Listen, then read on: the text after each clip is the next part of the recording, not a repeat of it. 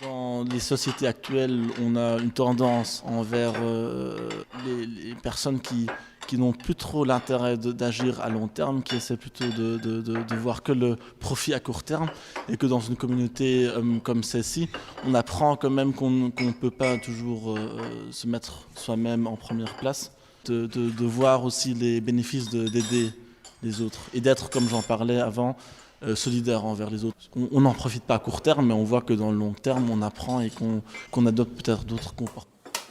Il y a un combat, on va dire, là, dans le foyer, entre individualisme et sens du collectif, on va dire. Parce que, voilà, on est tous ou moins...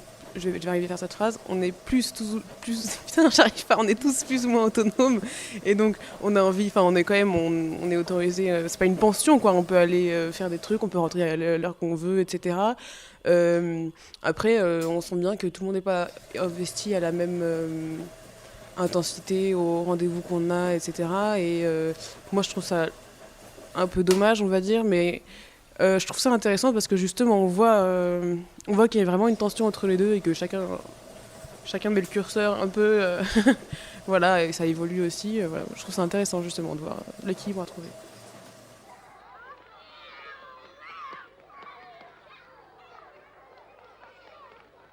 Met projecten zoals deze helemaal tegen de maatschappij ingaan. Omdat je hier eigenlijk heel bewust ervoor kiest om niet als individualist te leven. Je kan hier ook niet echt egoïstisch zijn, want je deelt de maaltijd, je kookt voor elkaar.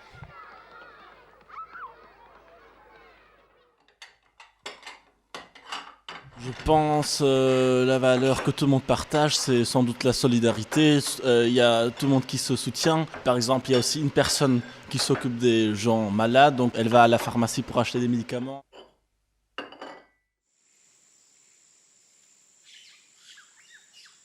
Donc on essaie de vivre de manière solidaire. Trois personnes qui viennent comme ça dire bonjour, prendre une tasse de café. Où il y en a une femme à laquelle on donne un gros colis d'alimentation tous les dimanches. Quand on est un peu déprimé et tout ça, comme on vit en communauté, les gens le voient tout de suite, donc ils nous aident, etc. Enfin, je trouve qu'il y a vraiment une émulation par rapport à ça.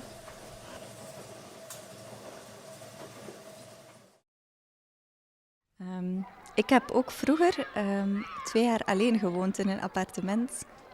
En ik vond zelf dat ik egoïstisch werd. Want ik moest alleen denken aan mezelf en alleen koken voor mezelf.